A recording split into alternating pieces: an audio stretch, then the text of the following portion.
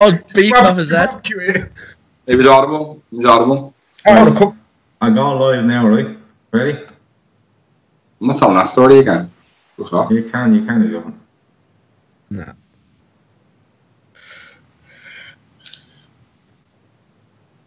And I got a selfie with a horse last night about 5:25 in the morning. A genuine horse. You got a selfie with a horse? Yeah. Not an ugly woman with a long face. A genuine. Right. How excited Gav is for this pod. Look at him. He's got pints, I can't believe you got a selfie with a horse. Mate, I dropped off at the stables. Yeah. And there was no one around. Yeah, live now, by the way, so you keep going. There was about 15 horses, and I went over. Only one grey one showed me any real attention, and I turned round to take a selfie, and it rested on my shoulder like it was proper. Done it all the time. Usual, innit? Proper into you, like. My fucking camera wouldn't take a selfie, though. I was devoted. So, well, like a proper horse, like a horse, like. No, mate, it was two fellas dressed up in a pantomime costume in a field at 5:30 in the morning. You fucking sit. I think there's more chance of that around your ends. I live like next to race course. Why are you dropping people off the stables at 5 in the morning? Yeah, that's what I was going to ask. Exactly. Anyway, are you finished now? Are you finished with your stable story? Yeah. Let's spoof about footy. All right. Okay. Here we go. Stallions, please. While I'm around. Right. Listen, you and fucking Stallions have nothing in fucking common. Everybody, welcome. It's the FB4. It's Sunday night. We're live. You've probably heard that story from me, and he's taking selfies with Stallions, real Stallions, at 5:30 in the morning, because that's how he rolls. We're all back. We all made it back, didn't we? Last Sunday we said, no, we're not going to bother our arse, but we did, because we're really good. We're the best boys, aren't we? And you, Grizz, aren't you the best boy? Professionals, mate. Professionals. Is that Robinson Jav? Nah, squash. Squash? Yeah, orange squash. Less sugar. I dilute it. I put as much water as I can, so the sugar content is at its minimum. Matt told me. All right. 6 biryani's, that's the issue, not the fucking squash. You do realise, right? That's the same amount of sugar in that much water as there is in that much water. It's about how much juice you put in it, you soft tit. That's what I just said. I put as much water. He's not. Matt, explain what I've just said to him. No, I understand. No, I'm not doing it. He's not grasping it. I'm grasping it, but what I'm saying is the juice amount is still the same, right? As you're saying, yeah? It stays the same. But the more water you add... Yeah. Gav, you with me? No, not at all. I want to hear you try to explain it, though. We'll save this for the afterwards. The more water you have, there's the same amount of sugar. Yeah. Right. I want scientists to call in and... Where's the sugar? What you're failing to realise, Grizz, is it's not the amount of water you put in, it's the actual amount of diluted stuff you're putting in at the start. Like if you put in 100 mils of that, no matter how much water you put in, it's 100 mils of sugar. Like, it doesn't make a difference. Do you know what I mean? It changes colour, it gets lighter and lighter, but it's still the same amount of stuff. He's not getting it. No, he's not getting it. No, he doesn't get it. No, he doesn't get it. Look, I'm not getting involved. When you fucking started it with telling him to put that stuff in his glass. I bet you if you gave Grizz, gave him a pizza, sliced into 4 pieces, gave him another one exactly the same size, sliced into 8, he'll be happier. Yeah. He thinks he's got more pieces. I'm eating smaller slices. I know it is. Right, lads, let's get to it. We start with the World Cup final. France 4, Croatia 2. We'll have a little chat about this. Ian, did you watch the game? Did. Yeah. Matt, did you watch the game? Yep. And Grizz, did you watch the game? Yep. Best boy, mate. Always watching. Right. I'm going to throw this at you. If I'm Croatia, I'm A, disgusted at the referee, and I'm B, disgusted at the goalkeeper for not being a goalkeeper. Ian, what did you make of it? I thought Croatia were brilliant. Second half, France were a bit better. I thought the referee was a scandal. Although he had halfway through, he's an actor. Says it all, really, doesn't he? That tells you about his personality. He's got the worst. Where was he from? It was Argentina. Probably, yeah, I believe that. But he's got the worst denial about going bald I've ever seen in my life. Just stop that fucking shitty side part and just get it off, man. He had like 3 strands, do you know what I mean? But the game itself, I thought Croatia were fantastic first half. I thought the referee, you know what I mean, to give a penalty like that in a World Cup final was a fucking scandal. I thought Modric is mustard, man. I said yesterday or the other day on Twitter, Modric never loses control of the ball. He's like what had happened if Zidane and Roland Rat had a baby. You get Modric. Do you know what I mean? He's unreal how good he is.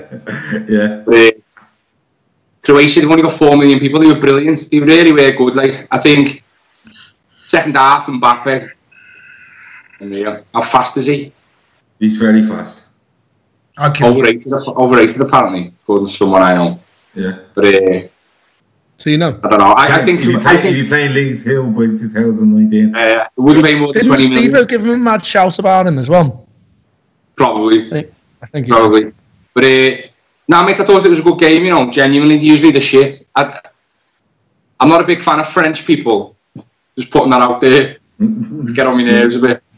But I'm not a big fan of Deschamps. I called it before the tournament. I said he'd fucked them up. So what do I know? You know what I mean? I'll be deleting that. Matt, Mick on Periscope here says definitely a penalty. Do you agree? Nah, it's. I know why the ref's done it. It's not the worst shout ever. You just think it should be right because he's looked at VAR. But the way he's not moving his hand towards the ball, he's moving it down from the jump.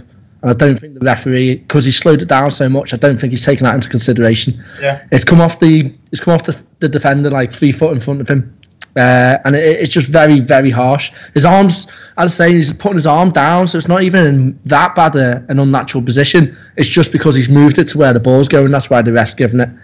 There are people blaming VAR, but say it. You was about to say VAR. Say it. I nearly got there. VAR didn't make the decision. The ref did. The ref got it wrong. That's just there to help him. And do you know what it as is? As a whole on this World Cup, though, it's made it's got more decisions right than it has wrong. So it's helped. That penalty decision screams of a referee who's never played football in his life. Yeah, I agree. How can a human being get his hand out the way from 2 yards away when whoever it was trying to flick it on, literally ducks under the ball? You don't. Your body doesn't work that quick. Do you know what I mean? It's impossible. I thought it was a disgusting decision. Like, I think it's because he's slowing it down that he's given it. Absolutely. Yeah. If he watches at full speed, which he should be doing, because you slow it down to see if it does hit the arm, and it does. All right, and then you watch it full speed to see how it hit the arm. Is it on purpose? Is it in unnatural position? Why has it happened? And he didn't. I don't know whether the replays we've seen on screen, you know, while the referee's standing there, is the same replays that as the referee's watching. If you know what I'm saying, like we're watching replays while the referee's standing off the pitch. I don't know if that's the same stuff as he's saying, but I thought the first 2 or 3 that I watched, I kind of went, that's not even. You're showing that from the wrong angle. You're showing that at the wrong speed. Everything about it. For me, it's never. Yeah, we see what he's seeing. Is that correct? Yeah. Because when I was looking at it, going, he's given this because the speed they were showing it and the angle they were showing it, it's a penalty if he looks at it that way. But when you actually look at it, even in real time, I suppose from say the camera coming from the corner flag, like you said, Matt, the guy nearly ducks under the ball. His arm is probably coming down to try to get his arm down out of the way, and it actually hits his arm. But you can't react from that distance. Listen, if that's a genuine reaction towards the ball, I want that kid in goal for us. Yeah. It's impossible to fucking react. As Ian says, that's a blatant situation where the ref has not played the game. He might be a fucking semi-professional for all we know, but no, there's no way you can say that was a deliberate move towards the ball. Especially, was it Matuidi in front of him? Matuidi, yes. Yeah, he just ducks or he misses the ball, and it's just he goes to flick it and he doesn't flick it properly. Yeah. Basically. Yeah. So I mean, that's where VAR. The slowing down doesn't make sense. As Matt says, why are you slowing that down? You know, it's his hand, but there's absolutely no intention there. I think he kind of shut himself after watching VAR in slow motion and then kind of was forced to give it, I think. But Grizz, I'll bring you back to the start. And the opening goal, it's an own goal from Mandzukic. It's a free kick from Griezmann. And how it's given as a free kick is beyond me. Griezmann is literally lying on the ground before the guy makes contact with him. And a free kick is given. I go as far as to say that, like Ian, I think the ref was a disgrace. for the majority of the game, I think he was a disgrace. I think the big decisions he had to make, I think he was very, very poor. What did you make of that? Because that's the first big talking point of the game. It's the first talking point, and it's the major decision, because against a team like France, for a team like Croatia to have any chance, they got to score the first goal. They got to score the first goal, because if you go behind to the likes of Mbappe and etc., you're in deep shit. And that first call was, shout out to Stay Brown actually from the Trippers, who actually called this ref before it started. He said this ref is awful. And Croatia are going to smash it. So yeah, so levels it up. Actually, you're right. 6-1, half a dozen of the other. Yeah, but Griezmann's played for it. The refs fell for it. After that, as similar to us, like in the Champions League final, Croatia were the better team in my opinion. I didn't expect that energy and the vibrancy they played with. I thought they're going to be tired and slow, sort of be on the back foot from the start. But credit to Croatia, and it's been a fantastic World Cup for them. What's their population? Ian says no.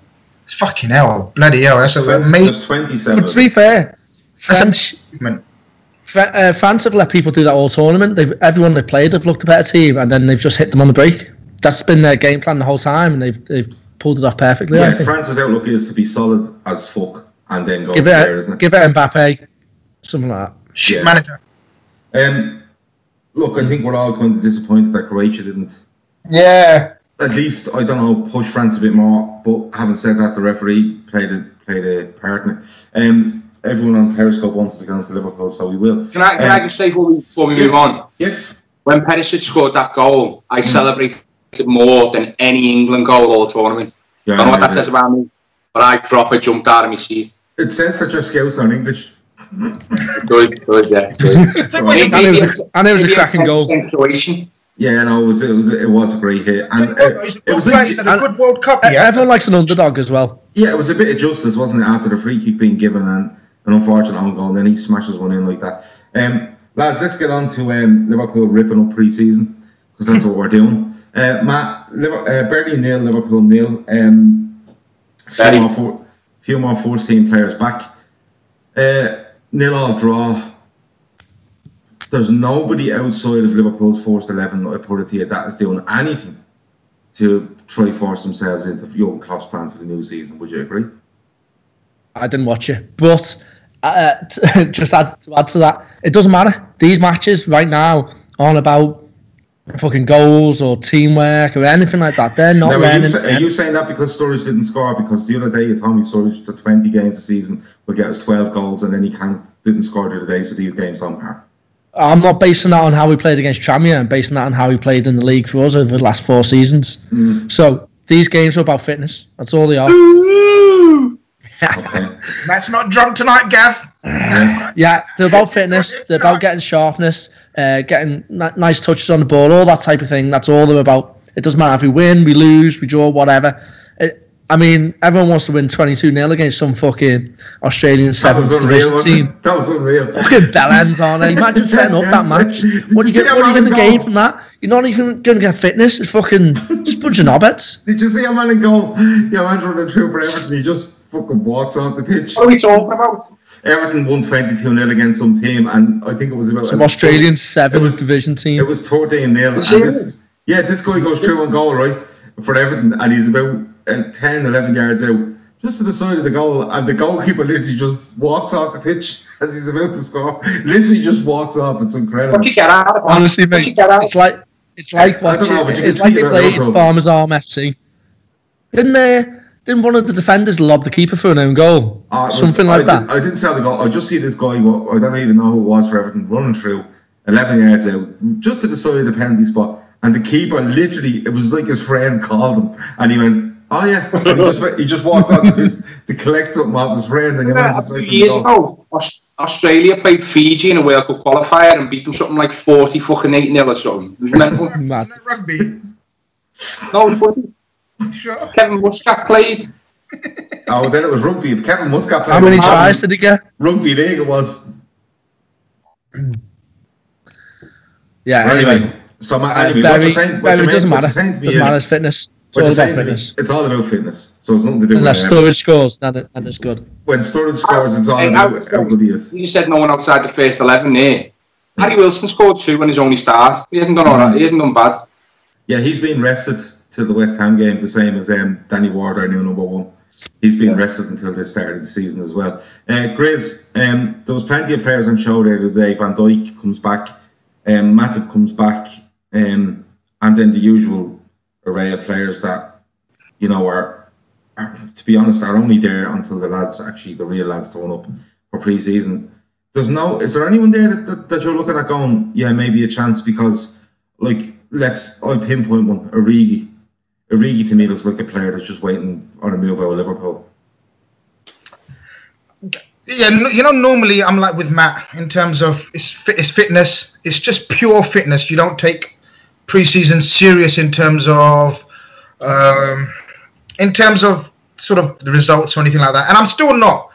But I'm not going to hide my emotion in terms of frustrations watching the likes of Origi, how you say it, Studge, Matip, Moreno, because you got to remember these 3-4 guys that I've mentioned have got an opportunity to make or break the Liverpool careers. Okay, maybe not Moreno, right? He's staying definitely, but in terms of Matip, your Origis, your Sturridges,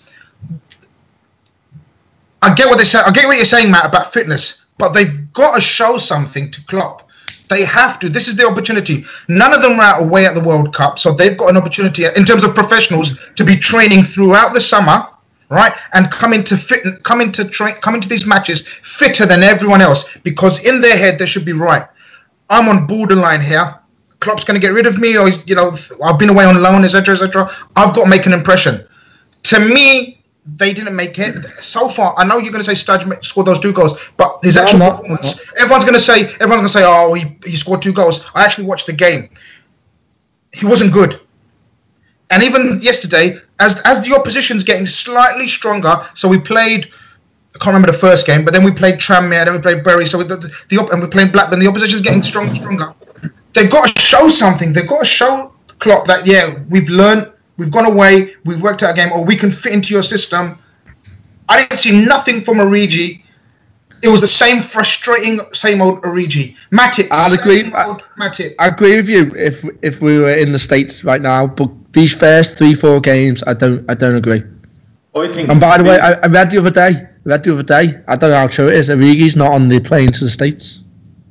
Okay. That wouldn't surprise me, because Origi to me looks like a guy that is walking around the pitch now going, this is me, deal with it, and I'm not going on a tour anyway, so focus. It's what makes it Harry Wilson on loan even more bemusing then, because if Origi's not going, as Matt says, or we think he's not going, then he should have at least had another few looks at Harry Wilson before shipping him out.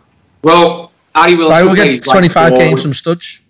Harry Wilson plays right forward. We've got one of the best right forwards in the world, and we've just signed another one. So Harry Wilson may as well go on loan rather than never get a go. Do you know what I mean? He may as well. Yeah, I think the outlook on Harry Wilson is that his long-term future, as Klopp said, is at Liverpool.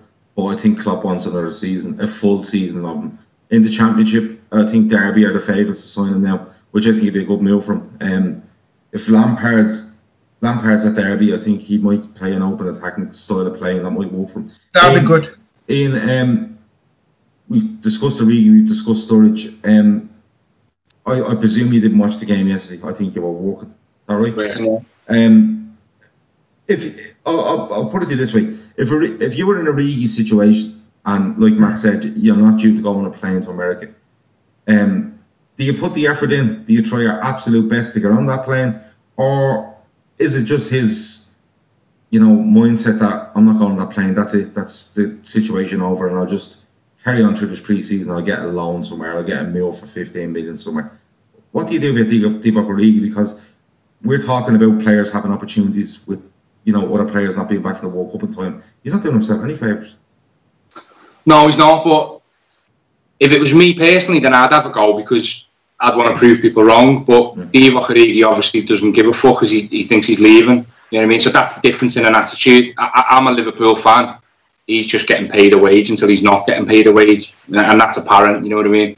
If he knows he's going, but if the manager said to him, "You're not in my first team plans," then some people do just down tools. He might have even done it deliberately.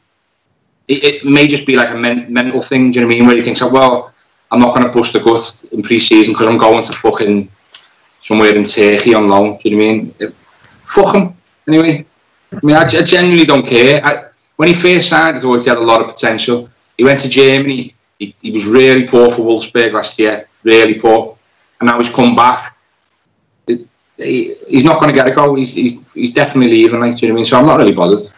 I'd rather see Sturridge play, and I think Sturridge has made that a chore. Like. Yeah, Grizz, there's a guy there, _Annie786, and he's talking about, Sturridge. I think he said Sturridge doesn't have the fitness and stuff, but if you look at the front three we have, and we say for argument's sake, Origi goals, Ings goals, Solanke's not pulling up any trees. Is there an argument to say that Wilson and, say, Shaqiri are back up to them three, and you change it around completely? And maybe, as Matt said, Sturridge dropped in there as well. There's your front six, and we walked away, we're walking with that, or do you think there's someone else to come in and do something? No, I mean, Ian made sense with the reference to Harry Wilson being a right winger, but he's not exclusively a right winger, Ian. He can play on the left. You know, he's fairly flexible. He can. I mean, Shaqiri definitely can play sort of a variety of positions now that we've got Shaqiri. So maybe it's just a personal bias towards Harry Wilson because the guy's done exactly the opposite of what the likes of other players have done on loan, which is fuck all, like Origi. Or maybe we're picking on Origi. We won't mention him again. But, you know, the kid's got a brilliant attitude. You send him away, and he does exactly what's expected of him on loan, which is impress and do brilliant. So that's why I thought it's slightly harsh without giving him a full pre-season to send him away. I can only hear myself. Which is not a problem. That's horrible, that. When I can hear Grizz twice, it's vile. Twice as bad. The only thing, right, just to cancel what Grizz saying there, the only issue with Harry Wilson, a few games in the League Cup is alright, but I think we need 3 backups to them for our front 3, where if any of them come in, you don't fucking square them. Do you know what I mean? Like, if full game we play Shaqiri instead of Salah, you don't shit yourself. Not like you did when it was Solanke last season. That's what I want.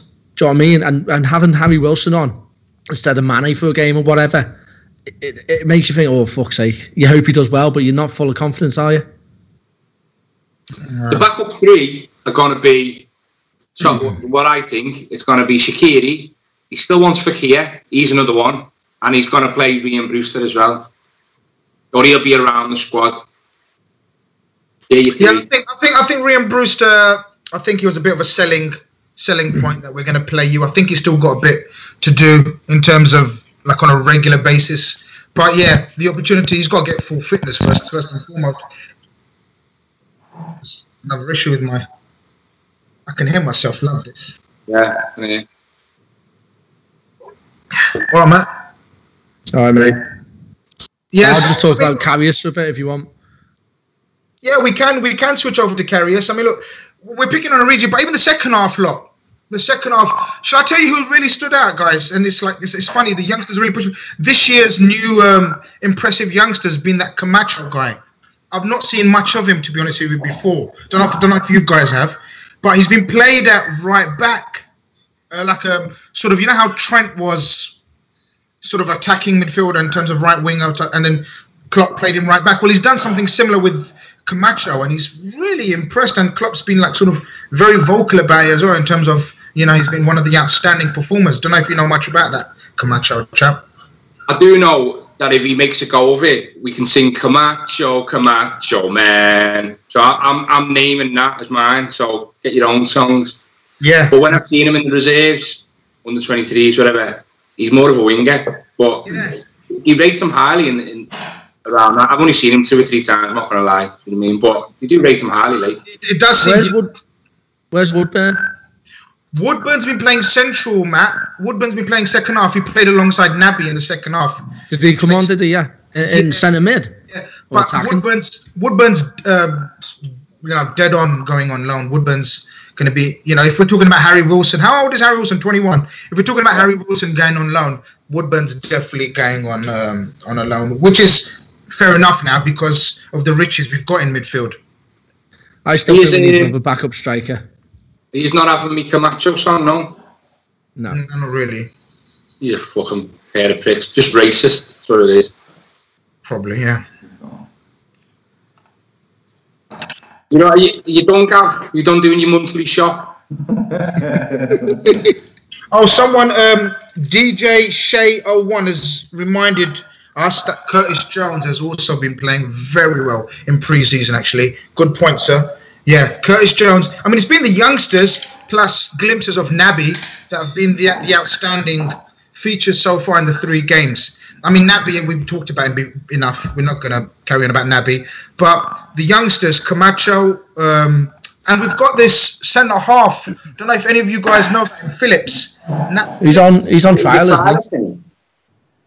Is he on trial, Matt? On trial, do you know what? We should have let Grizz come on now and say he's watched him for a fair bit in the reserves over the last few years. No, I said no, I haven't. I said no, I haven't seen him. Where is he on trial from? GBH. Alright, so it's round 4. He's on remand. But he looks good. He looks good. Considering if he stays around his 5th, 6th choice, you can see him developing. What 2 positions do you think we need before the season starts?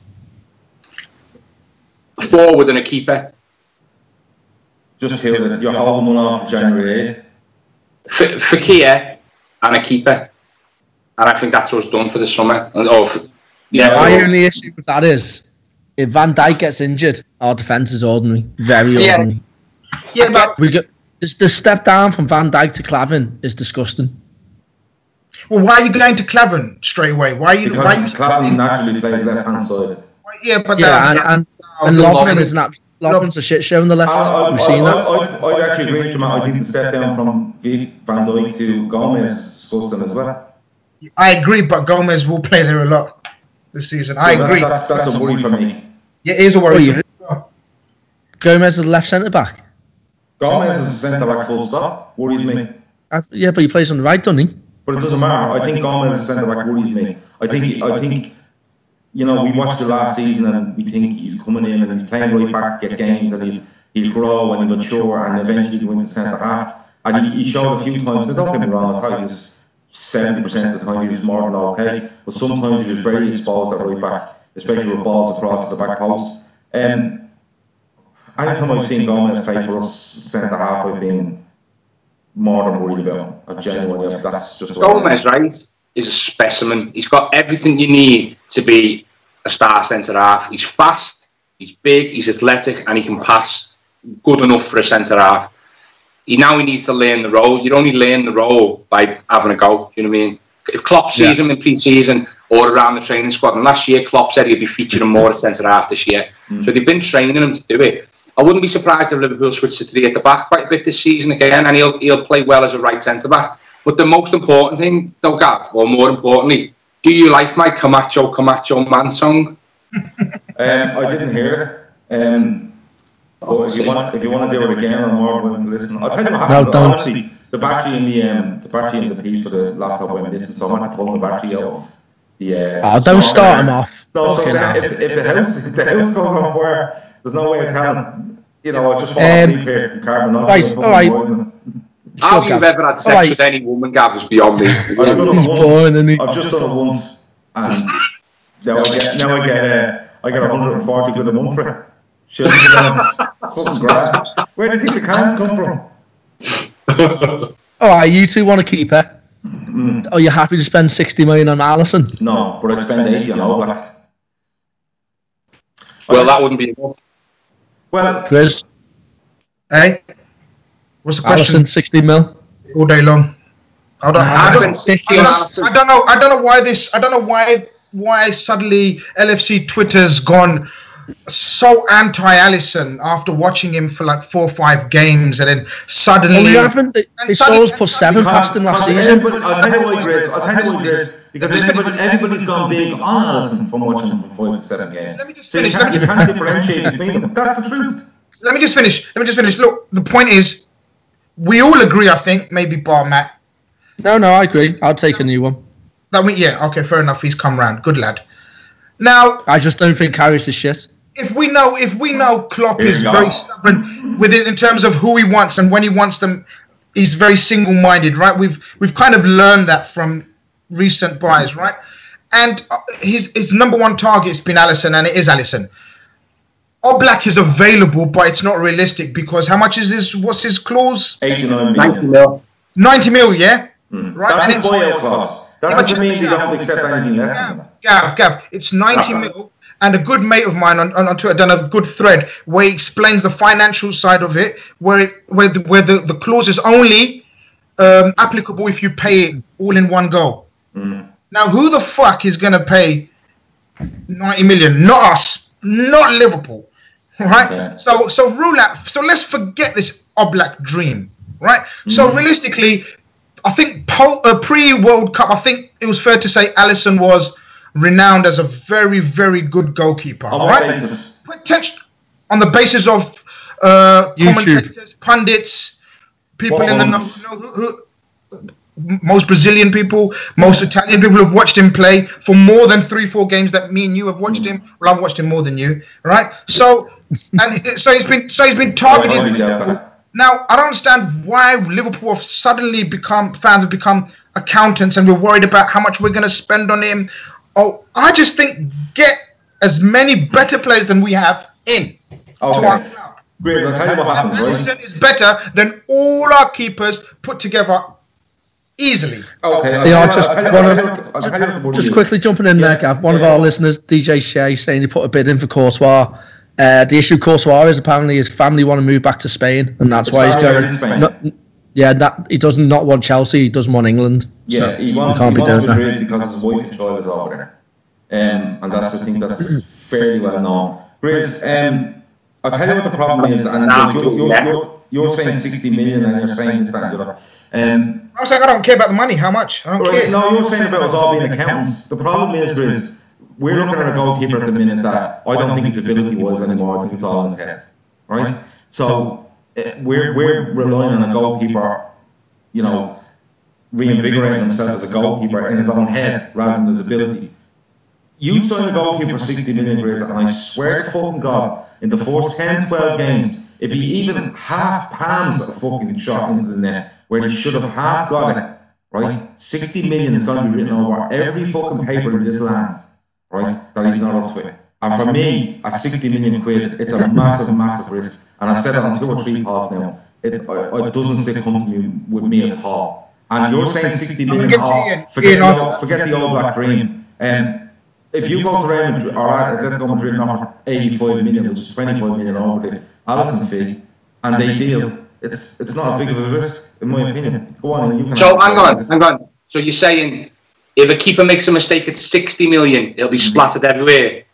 So don't buy him. We'll go and pay 85 million for a keeper. Where's the logic in that? If he makes a mistake, is he not going to get the same shit? I think there's a much better scope on Oblak's ability. There's a bigger sample size. Bigger sample size. Absolutely. So there's more chance of us being made a fool of at 60 than there is of us at 85. That's my opinion on it. The issue is, we think our keeper's the worst in the world. The problem with us as a fan base and most football fans, it's either really shit or really good. There's no in between. Karius isn't shite. He's had a shite game, but he's a good keeper. You're right, Gav, it is in his head at the moment, and our shite fans were sarcastically cheering him every time he caught the ball, which they need to fuck off. They need to fuck off and keep doing that. Don't waste a ticket going to fucking game. You're not there to do that. Criticise him all you want on with your mates. Criticise him on Twitter. Don't fucking at him. Don't boo him at the game. Don't do any of that. When he goes on the pitch, you support him. Doesn't matter who it is. But the problem is, he's not a shit keeper. Alisson's going to come in, and he's not going to be 10 times Karius. Oblak's not going to be fucking 15 times Karius. 10 times as good, Matt.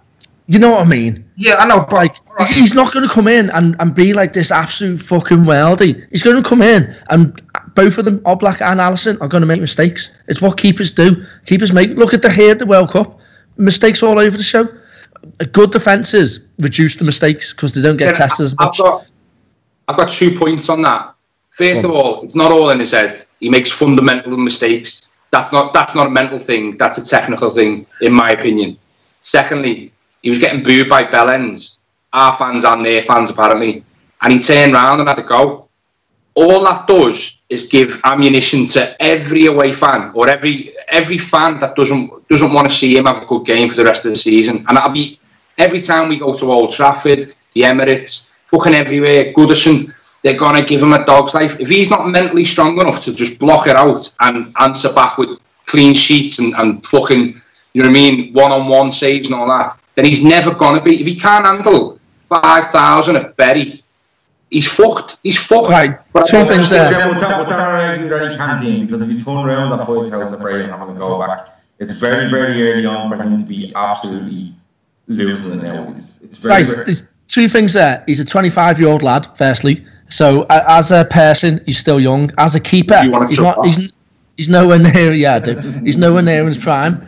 And secondly, if the Bury fans are having a go at him on their own, I don't think he says anything. The fact that his own fans are having a go at him, they fucking turn around, call them tits. They're being fucking cunts. Turn around, call them cunts. Don't doubt it. They are scum, but other people will get onto that now. That's not going to get better by you complaining. You don't fix that by having a go at people for having a go at you. No. But if the Bury fans are fucking sarcastically cheering him, and then we actually get behind the keeper and give him a fucking G up, then he knows we're behind him. That's the whole point of supporters. We're meant to support him. I think you're being idealistic there, because I remember when Mignolet went through a phase where he was absolutely horseshit, and when he played at Anfield, anytime in front of the Kop, there was ironic cheers for the Kop when he caught the ball. There was when he came outside his box to clear the ball, everyone in the fucking ground nearly, held their breath, and you could hear on the telly. I'm not arguing the fact about his ability. I think if ability was, I think he has the ability to be a Liverpool goalkeeper. I genuinely believe that. But my problem with it is now is that it's gone so far that he's not only trying to play a game, he's trying to play a crowd, and he's trying to play his own mind at the same time. And then three at the same time is very, very difficult. I can agree with that. I can agree with that. Listen, I'm happy to replace him. I'm not saying I fucking want him as our starter. I'm more than happy to replace him. I just don't think he's as shit as people say he is. And I don't think 60 million on Alisson is a good replacement. Ian, I'll put this. I just want to ask Ian and Grizz, I'll get your opinion on this. If for argument's sake you sign Alisson, can you see Karius being the type that'll say, yeah, it's probably not gone right, I'll settle for number 2? Or do you think he'd be the type that'll say, oh no, hold on, I'm number 1 keeper somewhere, I have to go?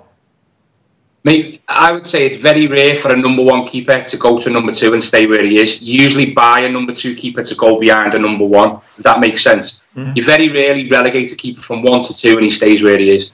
Very rare. So, it depends how you sell it to him, though. You say, listen, I'm going to take you out the limelight, give you a bit of space, let this other keeper come in, and then you both challenge and the shared's up for it. You're not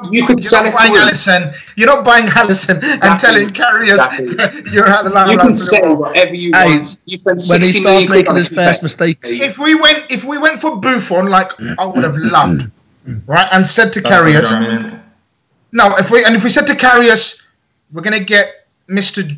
Buffon in for a year, take you out of the limelight. I still believe in you, like Matt, right?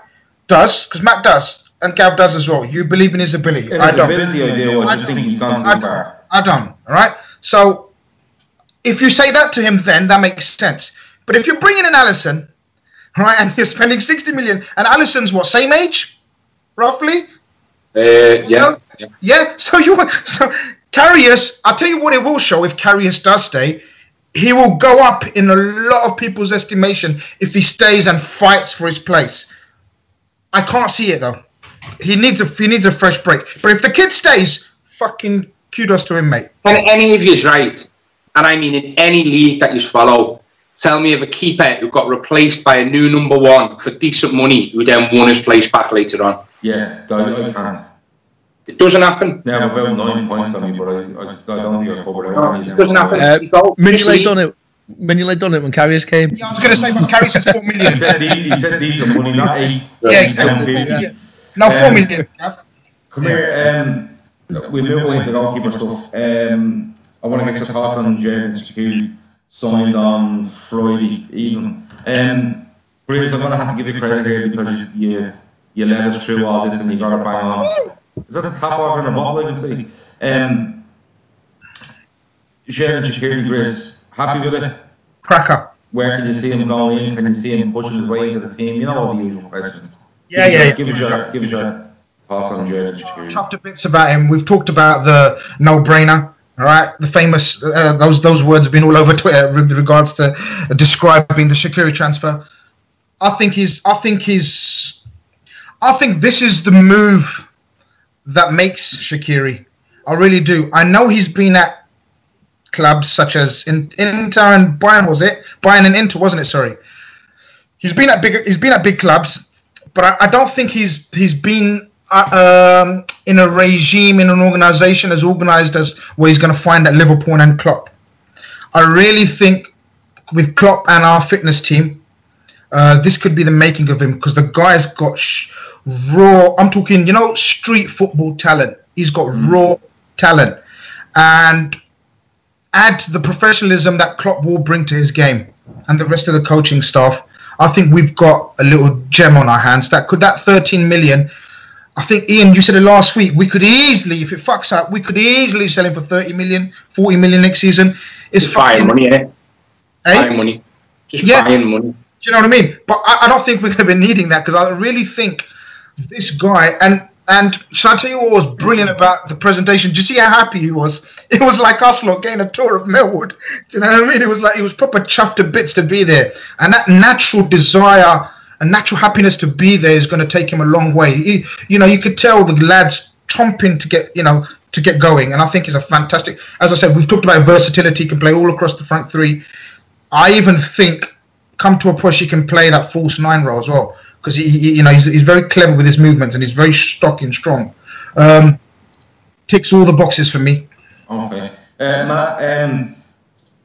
Grizz has talked about his time at Bayern Munich and Inter Milan, and a few people on Periscope are saying his attitude and stuff. If he was coming from Inter Milan or Bayern Munich and his attitude was being questioned, I'd be a little bit sceptical. Coming from Stoke, I'm not as sceptical, and I'll tell you why. He's got a second chance. I remember Balotelli in summer of 2014, where it's his last chance. I don't think this is Shaqiri's last chance. But coming from Stoke to us and having to prove himself, Matt, do you think that he sees it as a massive opportunity to get his career on more of an upward curve, or risks being at Stoke for the rest of his career? There's two parts to this. Firstly, everyone at Stoke's in a fucking mood anyway, so you can't count that time because of that Stoke, exactly. And secondly, if he was a moody little get earlier in his career, he's probably been picked up his whole life where he is. He's probably matured now. I would like to think he's looking happy. He knows where he is as a player. He knows that Liverpool, he's not the fucking dog's bollocks. And by all accounts, he's been told he's playing a rotational part, and he's happy with that. He's got to expect that coming from Stoke. I don't think his attitude would be an issue at all. Jurgen Klopp is very particular about who he signs with the mental side of the game, attitudes, etc. He puts a lot of work into family life, how he runs his life, does he drink, all this type of stuff. I don't think it'll be an issue at all. Otherwise, he wouldn't have signed. I know we're even at 12 million, but he just wouldn't have done it. Klopp doesn't waste money on stuff he doesn't want. So I think it would be absolutely fantastic. There was also stuff coming out of Stoke saying his attitude wasn't actually that bad. He actually stood up in the changing room and had to go all the other players because they weren't fucking trying hard enough. Yeah, that's he's got one of them attitudes on the pitch, I think, where he just wants to win. That's why he chase the ball down. He doesn't give anything up, and that's what you want in a Jurgen Klopp team. So I'm made up for it. Even at 25 million, I'd be happy with him. I've seen stomps like. Do you remember when Alex Oxlade-Chamberlain at Arsenal was sort of when he was the only one pressing, and he started sort of show signs of frustration? I mean, that Shaqiri reminds me of that scenario. This could be the Oxlade-Chamberlain type, where It's getting a bit stale. Well, he was getting stale at Stoke. Who wouldn't get stale at Stoke? I agree with you, mate. You've said it there perfectly. I think it was more frustration than an attitude problem. Ian, if we take the squad as it is now, and despite Matt's online campaign for storage, if we go through the front three with Solanke and a Shaqiri replacing Ings as a 5, A, is it an improvement? And B, is he someone you can see playing wide or playing to the centre, or allowing other players to play in different positions? I'm thinking Salah should have been, that's being honest. Possibly. I would not even be surprised. This is my shout now. If you saw him as in the midfield three, as the furthest forward in the midfield three as well. So don't think he'll only play if Salah or Mane doesn't play, because Mane can play as a number 10 as well. So he's not going to only have 10, 15 games. He'll get games, you know what I mean? Listen, his attitude may have, like Master said, his attitude may have been a bit ropey when he was younger, but so most people grow up. I've had jobs where my attitude stunk because I didn't want to be there, and I've had jobs where I was spot on because I liked where I was. Do you mean? That's just how it works. Like, I think he's sound. Do I think I'm not happy with Solanke being one of our top 5. No, I think he needs a loan, but I think Shaqiri could turn out to be one of those signings, like a Benny Yoon or someone like that. You know, not a big mad headliner, but he comes in and he does really well whenever he's called upon, and he scores goals, and he, like Maxi Rodriguez. Yeah. Maxi Rodriguez. You know, Maxi Rodriguez. No, actually. Sorry, I thought we were just playing a game there. Sorry. Yeah, me too, Gav. Yeah. He could just be. Gav, you won. Great shout. Yeah. Great shout. He could just be one of those. You know what I mean? Like a little diamond, and if not, we sell him. But I think I told you I was nonplussed about signing him. I didn't mind either way. But the way he looked so happy when he was at Melwood, and I know they're always happy, aren't they, because they've got a big mad pay rise and all that. But he genuinely looked like, I'm finally here. Do you know what I mean? He wanted to sign from when he was at Bayern Munich. I think I've got a good feeling about this signing that it didn't have a week ago. I don't know what it is. Do you know what I mean? I just think he could be a real. You're just in a year where you go and say. Yeah, I just think I could have sunstroke, but I think he just could be a real. I'm bad, but I think he just. No, I wrote. Do you want my local McDonald's? I'm not bad, but I wrote a strongly worded letter to head office because they have milkshakes. There it is. I'm not that type of guy. It's more of a standoff than being bad, then, is it? I'm not that type. Do you want to hear a story about Mackey's? Right, years ago. Sure. Years ago, I finished work at about 5 o'clock in the morning. Went into Mackey's. And I went to the stallions around in this area. No. Yeah, I was to order one, but went to the intercom where you do drive-through, and I was there for about 5 minutes. No one said anything. But in some McDonald's, they encourage you just to go to the main window and order, don't they? Some of them. So I went to the main window, and there was this tall, spotty lad, standard, and this big fat ginger bear with glasses. Portino. Not relevant what she looked like, but you know what I mean. I'm just setting the mood. And I turned round to her and I went, I'll have a large quarter pounder with cheese meal, please, and strawberry milkshake. And she went, you've got to do it at the intercom. So I went, hang on, I've just been there for 5 minutes and no one answered me. And she went, well, you've got to do it at the intercom. Yeah. And this was a massive McDonald's. So I went, so you're going to make me drive all the way back round? There was no one there, no one behind me. I went, you're going to make me drive all the way back round to get to the intercom. And she went, yeah, I am. Yeah. So I went all the way back round, got to the intercom. To McDonald's, like she'd never spoken to me. Can I have a large quarter pounder with cheese meal? And she went, sorry, we start doing breakfast at 5 o'clock. And she'd sent me all the way round. so I couldn't have a fucking quarter pounder with cheese. Knows you're a cunt. Honestly, mate, I'm not even messing here. You've got a face that says I'm a massive cunt, and I'm glad she's done this. I think she's my favourite person in the whole world. Yeah, I like it. No. Edge Lane Mackey's, don't ever, not Edge Lane, East Lancs Mackey's, don't ever go. There's a bird there, it looks like Spuggy on Smack. I can't go. If I was gone, I'd be going with you and your bird. So, anyway, Grizz, let's get into it, right? Because the people are calling for and they want to know. Nabil Fekir, what is the latest in your opinion, Grizz? He's just won the World Cup. He didn't really, he was just there. Fabulous for the last 2 minutes. Yeah, lads smashing it. Leon player won the World Cup. I don't see what the excitement was. Did you see when fucking came on? Twitter went mad. Nabil Fekir's coming on. I thought, what's the excitement for? Do you know what I mean? I mean, you know, it was a lose-lose situation for us in my eyes. He came on and he fucking smacks in a goal. That's fucking Olas. Another 5-10 million on his value. Comes in and breaks his leg. The transfer's off. So I thought, why the excitement? But yeah, Olas. Is that how you say it? Whatever, you know what I mean, Matt. But yeah, done. He's not done. But listen, we're gonna go back in for him.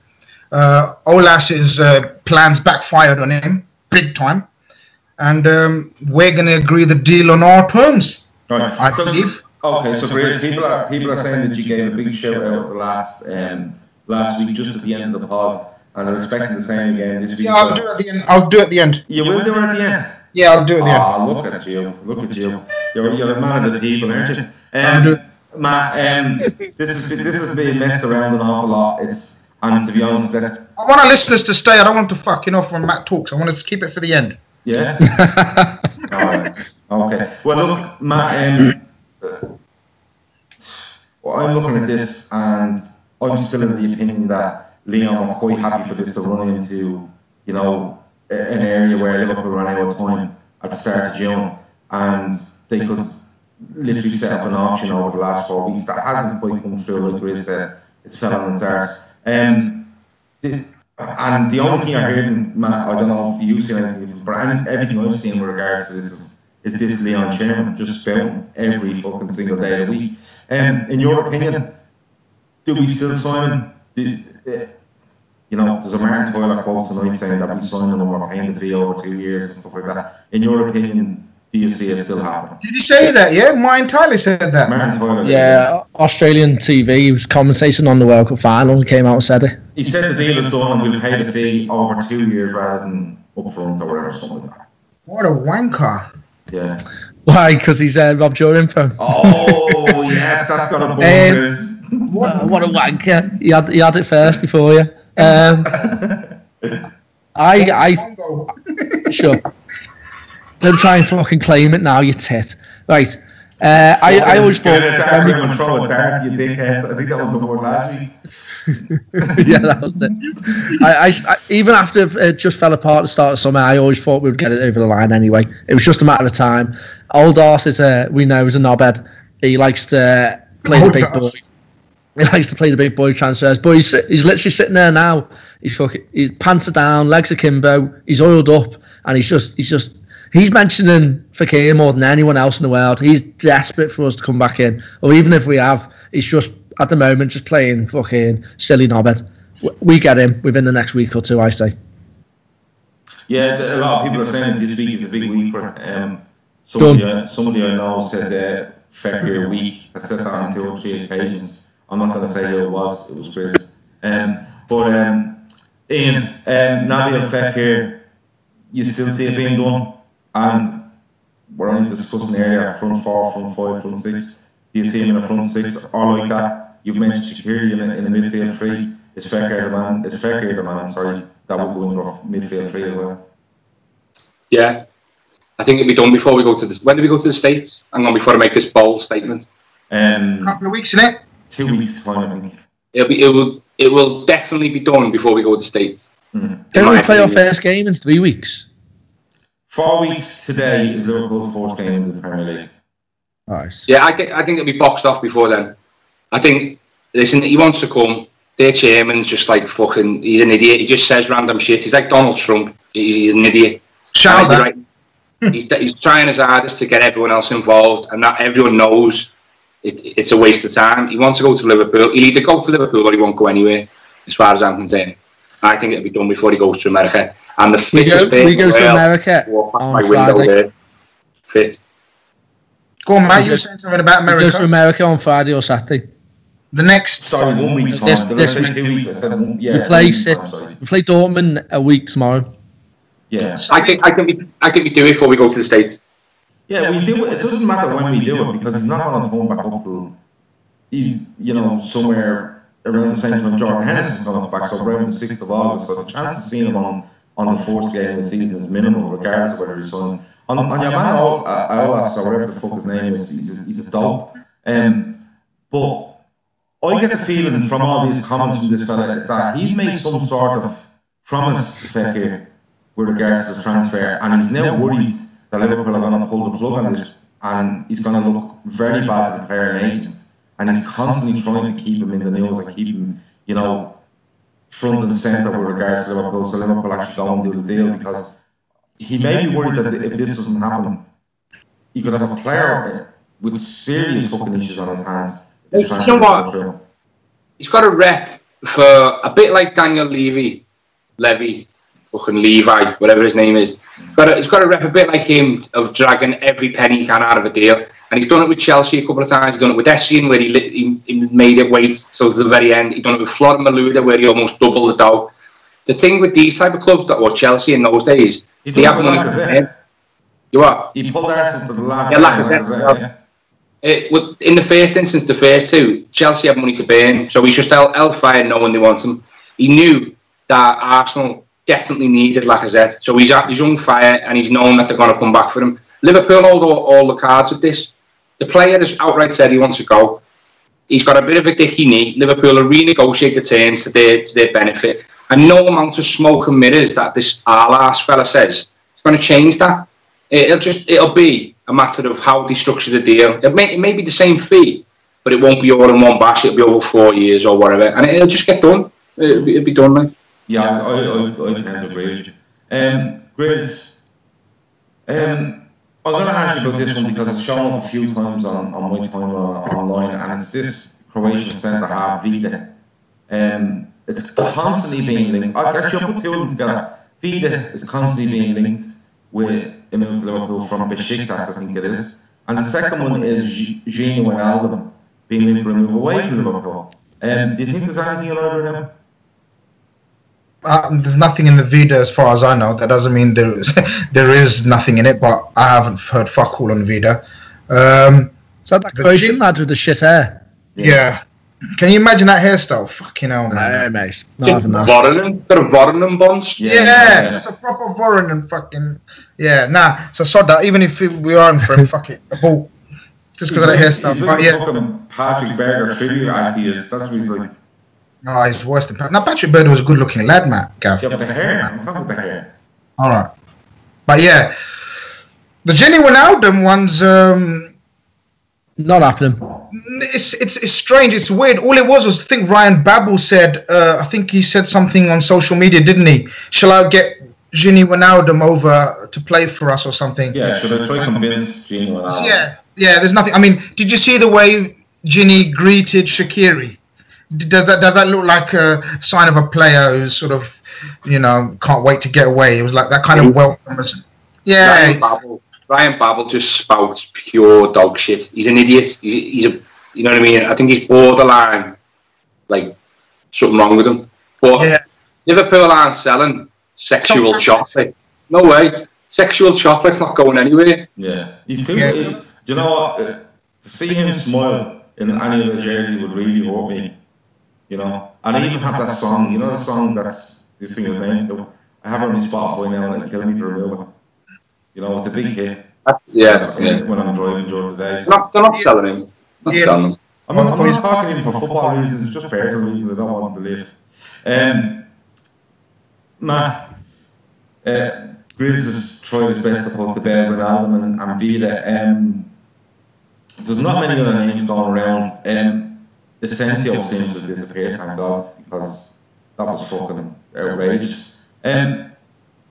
Matt, if it comes down to it, and we say, let's presume Fekir is going to happen. It's done, mate. It's an embargo. Yeah. It's already done. There's an embargo, is it? When is the embargo until? Wednesday week, is it? Thursday. That Louis Boy who watches was laughing before. He put on Periscope.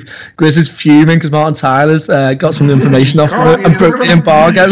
Broke the Periscope embargo. Chewing the fucking finger off himself. Unbelievable. Yeah, Martin Tyler has just absolutely ended you. He has. On Soccer Australia. Yeah. Fucking hell. The only thing that would be like Andy Gray, that Mongo on beIN Sports doing that here. That'd be we're gonna have a FB4 exclusive again, like last week, and then you fucking spoil it about Martin Tyler. Bollocks. What was you on last week? Shaqiri by the end of the week. Did you? Oh, you did, yeah. So you was just that you threatening with darts in dark rooms. Does anyone actually believe a word that comes out of this man's fucking mouth? Martin Tyler's come out with something, so now he's claiming that was going to be his exclusive. He's fucking horrible, honestly. I believe, Chris, and I actually feel sorry for him now. I think Martin Tyler is banging on bar. He should have known we were podcasting at 8 o'clock. Yeah, I'm on board with this. I think Tyler's He should have known we were podcasting at 8 o'clock Greenwich Mean Time, and he should have fucking kept his mouth shut. Listen, I'll give it.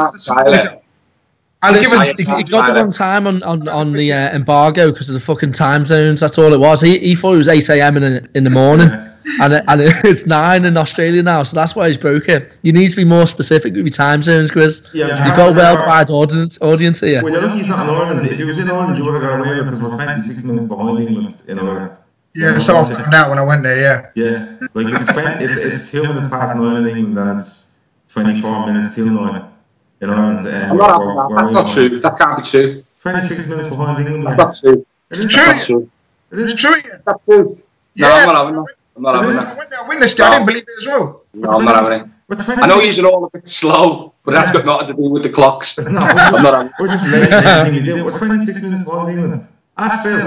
Ask Phil. Have you got a clock behind your head? Let me see your clock, not Matt's. His is always wrong. That's wrong. That's just I'm not having that. I'm not having it.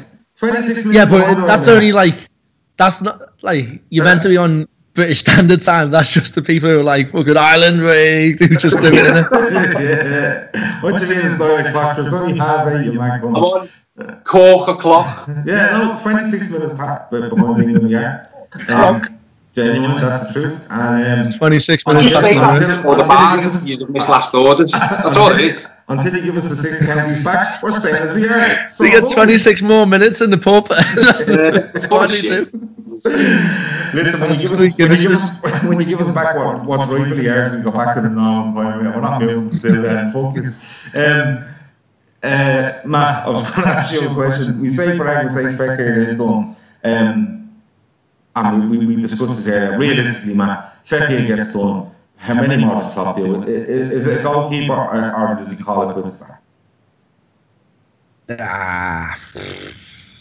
Fekir, either goalkeeper or centre back, one or the other, and then a young'un somewhere, something we've never heard of. Michael Edwards special coming in.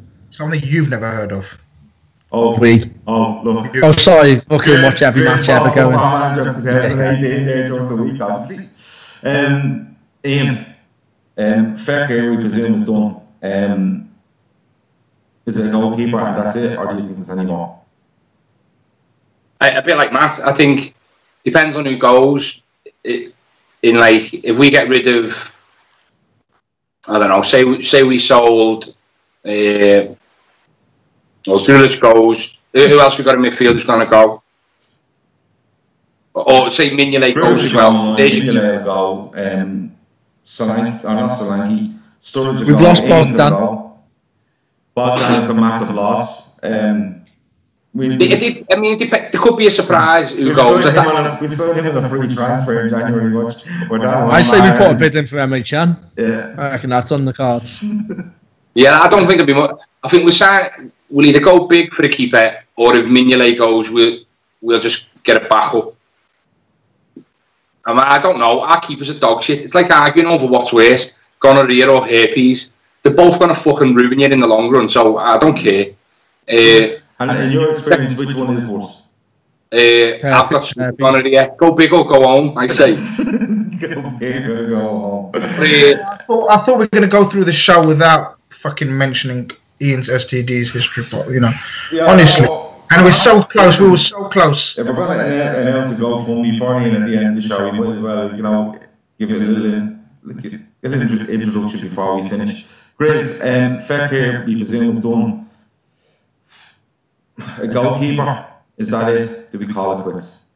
Yeah, near enough. That's about it, really. Goalkeeper. I think he's. The worrying thing for me is if we don't get Alisson, I think he's going to stick with what he's got. I think he's going to wait for Alisson. If we don't get him now, as you say, Madrid are going for Courtois. The only other club that probably interested in Alisson is Chelsea, rumoured to be. Will he want to play in are they in Europa League this year? Yeah. I really think it's for Kieran Alisson, and that's about it, really. Yeah, maybe a youngster or talented sort of backup forward somewhere along the line. But yeah, that's it. It's for Kieran Alisson. All right. So Matty Ryan then.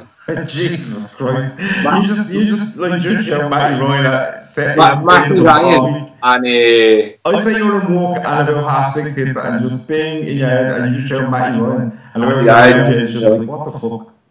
Yeah. Matty Ryan, you're still in for him, yeah? I think he's a decent enough keeper, and he'll tide you over until you can get someone really good. He's no better than Karius. He fucking is. He isn't. Look at Matt. He's gone on stone. Fucking stone cold there. He is. Look. For me, I think if we don't go big on a keeper, if we don't go keeper, then I see us trying to get a centre back. As one of the either. I don't think we're going to get a keeper and a centre back. As much as we've talked about. Just copying what I said 5 minutes ago. Cheers for that. Dickhead. Move on. What do I give that Matt don't give context? I give context. Context and physics. Physics and context. And I still want to answer about my orange squash. If you add more water to the same amount of No. Come here, no. Can I kick him out this call? Listen. I will give you £5 if you kick him out the call right now. Listen, I give you £5 if you don't, because let me explain it. Grizz, you put 100 mils of sugar into that glass. You can drop the fucking Pacific Ocean into the glass. It's still the same amount of sugar. I want a scientist's opinion. Oh, hold on, I just fucking look through before the facts here and get you, fucking scientist. That's the truth. I really like the way you have your mini boxing bag up in the corner there behind your head as well. That's been missing the last few weeks and I really like it. For me, Fekir is done. I think he's definitely a goalkeeper. And I think one that might come out of the blue, I think he goes for a centre half. Right on the deadline of the window. I think he might do something along them lines. But look, Matty Ryan. Matty Ryan just playing centre half and he can cover it. It's not big enough. It's not big enough to play centre half. Is he not? Only about 6 foot. Yeah, he's alright.